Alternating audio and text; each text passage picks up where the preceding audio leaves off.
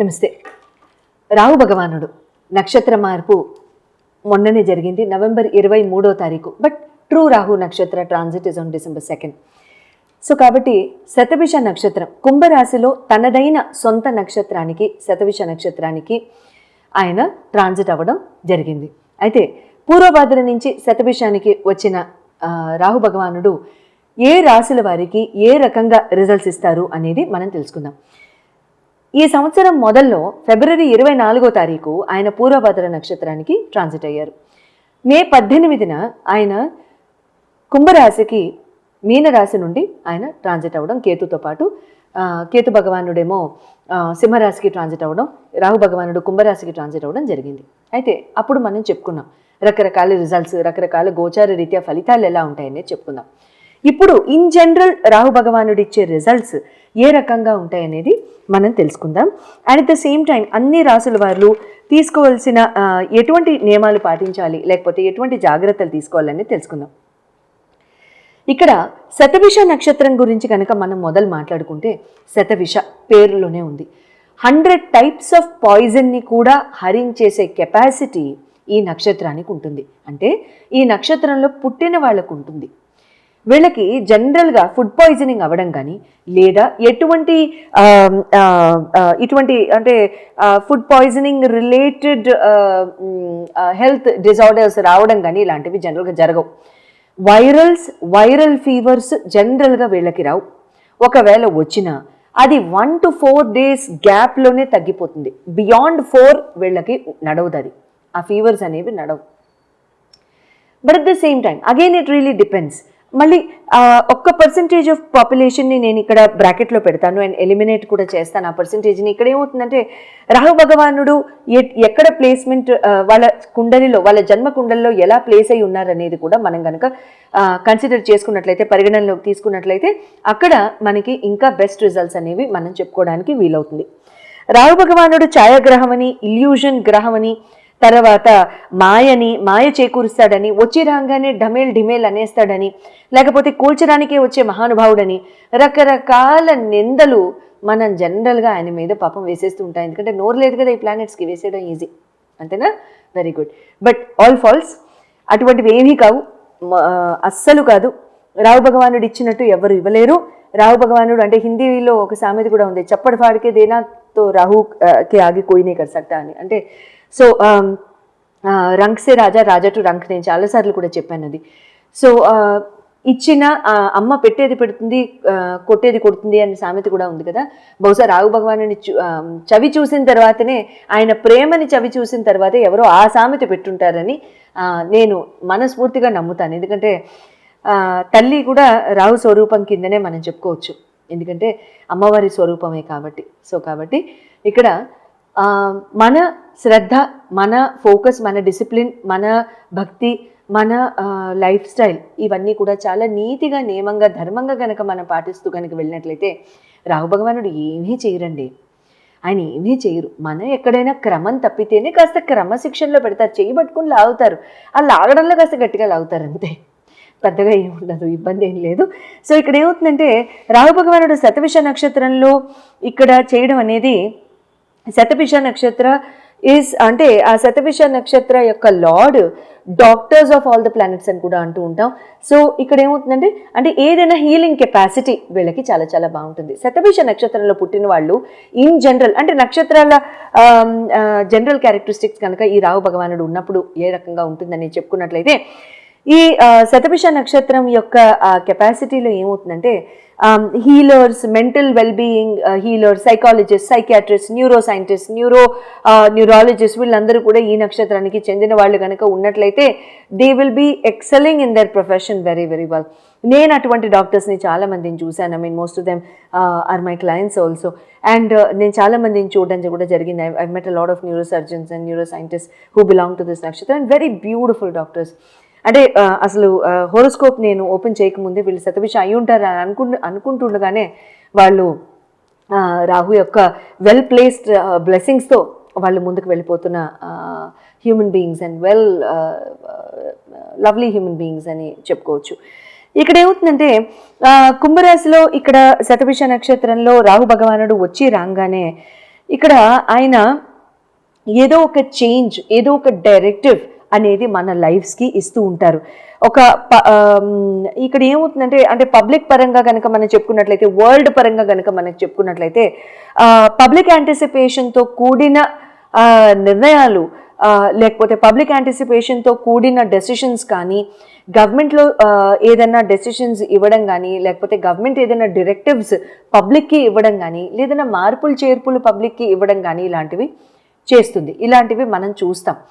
రాహు భగవానుడు శతభిష నక్షత్రంలో ఉంటుండగా ధనిష్టకి వెళ్లే లోపు, జూన్ 30వ తారీఖు 2026 ధనిష్టకి వెళ్లే లోపు గవర్నమెంట్ డైరెక్టివ్స్ ఫార్ పబ్లిక్ ఇటువంటివి చూడడం జరుగుతుంది. Public will hear some change or some directives to follow. Some change అనగానే ఎక్కడికో ఊహించేయక్కర్లేదండి. మనమందరం కూడా ఇక్కడ ఏమవుతుందంటే, సమ్ డైరెక్టివ్స్ అంటే మీరు ఇది చెయ్యండి, ఇటువంటి అంటే పాలసీస్ ఫాలో అవ్వండి, లేకపోతే ఇది ఈ డేట్ కల్లా మీరు కంప్లీట్ చేయాలి, ఇది ఈ డేట్ కల్లా మీరు చేసేయాలి, లేకపోతే ఇది ఈ క్రమంగానే ఉండాలి, ఈ ఫోకస్తో ఉండాలి, ఈ డిసిప్లిన్గా ఉండాలి. ఇటువంటి changes government will give directives and will make policy changes across the country. ఇటువంటివి మనం జనరల్గా డెఫినెట్గా వింటూ ఉంటాం. అండ్ ఇక్కడ ఇంకొకటి ఏమవుతుందంటే, taxes పరంగా కానివ్వండి, అటువంటి పరంగా కానివ్వండి, very interesting changes will come up in the following budget also next year. ఎందుకంటే రావు భగవానుడిదే ట్యాక్సెస్ కూడా కాబట్టి, and my favourite lord, and at the same time ఆయన ఈ నక్షత్రంలో ఉంటుండగానే, సో ఖచ్చితంగా very beautiful changes and with very అంటే eye opening changes and very public interest, అంటే మనం కళ్ళు రేజ్ చేసి చూసే చేంజెస్తో గవర్నమెంట్ చాలా చక్కటి చేంజెస్ తీసుకురావడం అనేది కూడా మనం చూస్తాం. ఇక్కడ తర్వాత గోల్డ్ అండ్ సిల్వర్ కూడా చాలా చాలా స్టేబుల్గా ఉంటాయండి ఈ టైంలో. అండ్ ఈ పర్టిక్యులర్ 4 to 6 months టైంలో కూడా చాలా చాలా స్టెబిలిటీ అనేది చూస్తాం. మేజర్ ఫ్లక్చువేషన్స్ అయితే చూడడం జరగదు. Next year post March changes అనేది చూడడం జరుగుతుంది. అక్కడే ఇంక్రీజ్ అవ్వడం అనేది జరుగుతుంది. బిఫోర్ మార్చ్, ప్రీ మార్చ్ అయితే మాత్రం స్టెబిలిటీ అనేది ఎక్కువగా చూడడం జరుగుతూ ఉంటుంది. అండ్ ఇక్కడ IT, creative fields, doctors, neuro scientist, neuro psychologist, psychiatrist, healers, mental healers, creative fields, artist, dancers, singers, painters, ఇటువంటి వాళ్ళందరికీ కూడా కళలు, లలిత కళలు, ఇవన్నీ కూడా రాహు యొక్క డిపార్ట్మెంట్సే కాబట్టి ఇక్కడ వీళ్ళందరికీ కూడా excelling in their own professions, excelling in their own fields, ఇవన్నీ కూడా జరగడం జరుగుతూ ఉంటుంది. చాలా శుభంగా ఉంటూ ఉంటుంది. మీరు కనుక ఎంతో కాలంగా ఈ పర్టిక్యులర్ ఫీల్డ్స్లో మేము ముందుకు వెళ్దాం అనుకుంటున్నాం, బట్ వెళ్ళలేదు, ప్రోత్సాహం లేదు, లేకపోతే ఇంట్లో పనుల మొలాన, ఇంట్లో రెస్పాన్సిబిలిటీస్ మొలాన చేయలేదు అనుకుంటే, please take out time for your self. And ఈ టైంలో కనుక మీరు చేసినట్లయితే చాలా శుభంగా ఉంటుంది. Take the blessings of Rahu and నక్షత్ర లార్డ్ యొక్క బ్లెస్సింగ్స్ తీసుకుని కనుక మీరు ముందుకు వెళ్ళినట్లయితే చాలా చాలా శుభంగా ఉంటూ ఉంటుంది. అట్ ద సేమ్ టైం ఇక్కడ మీకు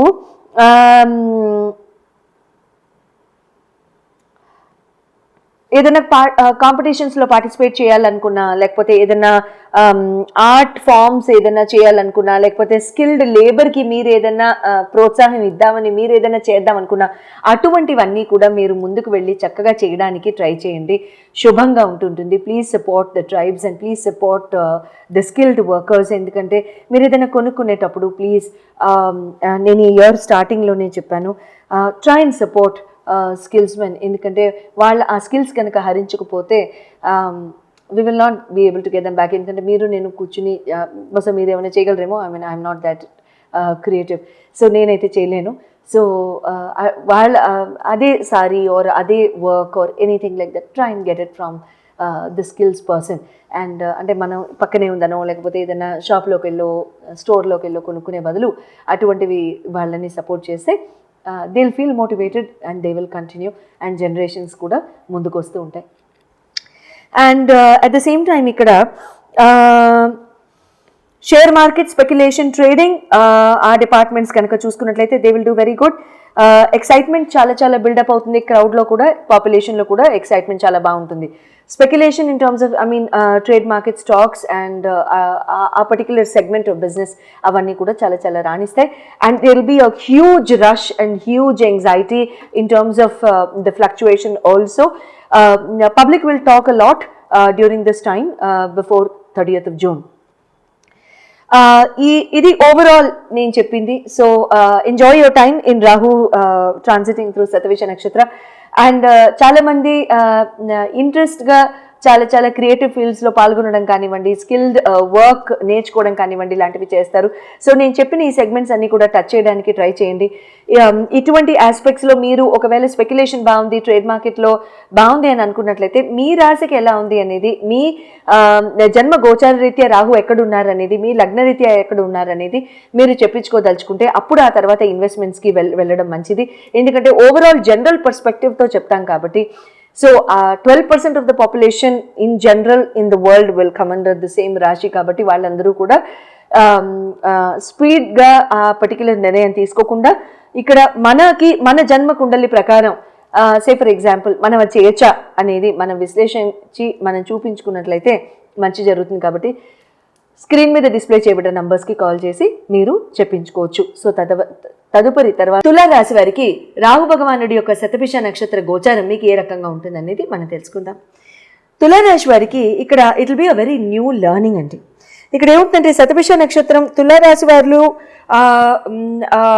శతభిష నక్షత్రం తులారాశిలో కూడా రాహు నక్షత్రం ఉంది. అయితే తులారాశిలో స్వాతి నక్షత్రం ఉండి తర్వాత అటువంటి వాళ్ళకైతే ఇంకా చాలా చాలా బాగుంటుంది. ఇక్కడ it will be a very new learning. ఇక్కడ డిఫరెంట్ ఫార్మ్ ఆఫ్ ఎడ్యుకేషన్ కానివ్వండి, న్యూ వెంచర్ చేయడం కానివ్వండి, న్యూ బిజినెస్లోకి గెట్ ఇన్ అవ్వడం కానివ్వండి, న్యూ బడ్జెట్స్తో మీరు వర్క్ చేయడం కానివ్వండి, ఇలాంటివి జరుగుతూ ఉంటాయి. తర్వాత మీకు అంటే మీకు ఒక సర్కిల్ ఫామ్ అవ్వడం కానివ్వండి, లేకపోతే you'll be taught new things, కొత్త స్పెక్ట్రమ్లో మీరు వర్క్ చేయడం కానివ్వండి, లేకపోతే కొత్త అడిషనల్ రెస్పాన్సిబిలిటీస్ తీసుకోవడం కానివ్వండి, ఇలాంటివి ఇక్కడ జరుగుతూ ఉంటాయి. చిల్డ్రన్ రిలేటెడ్ గుడ్ న్యూస్, అంటే తులారాశి వాళ్ళకి ఎవరైనా పిల్లలు ఉన్న వాళ్ళైనా అయితే పిల్లల రిలేటెడ్ గుడ్ న్యూస్ని వాళ్ళు వినడం జరుగుతూ ఉంటుంది. తర్వాత స్టాక్ మార్కెట్లో లాంగ్ టర్మ్ ఇన్వెస్ట్మెంట్స్ చాలా చాలా బాగుంటాయి. ట్రేడింగ్ అండ్ ఇన్వెస్ట్మెంట్స్ చాలా చాలా బాగుంటాయి. తర్వాత ఇక్కడ గ్రీడ్ అనేది ఉండకూడదండి. ఎట్టి పరిస్థితుల్లో గ్రీడ్ అనేది ఉండకూడదు. ఖచ్చితంగా నీడ్ పరంగానే ముందుకు వెళ్తూ ఉండండి. తులారాశి వాళ్ళు ఎవరైనా సరే ప్రేమపూర్వకంగా ముందుకు వెళ్దాము అని అనుకున్నట్లయితే ఖచ్చితంగా శుభం జరుగుతూ ఉంటుంది. ఇక్కడ రాహు భగవానుడు ఆ జంటల్ని బాగా దగ్గరగా చేస్తారు. అండ్ ఆ జంటల్ని దగ్గరగా చేసినప్పుడు అది వివాహం దాకా వెళ్తుంది. చక్కగా వివాహం కూడా అయిపోయే ఛాన్స్లు 120% అయిపోతాయి. సో ఖచ్చితంగా మీకు కనుక చెప్పించుకోవాలని అనుకుంటే కనుక మీ జన్మ కుండల రీత్యా మీకు ఎలా ఉందని స్క్రీన్ మీద డిస్ప్లే చేయబడిన నంబర్స్కి కాల్ చేసి అపాయింట్మెంట్ తీసుకోవచ్చు. శుభం భూయాత్.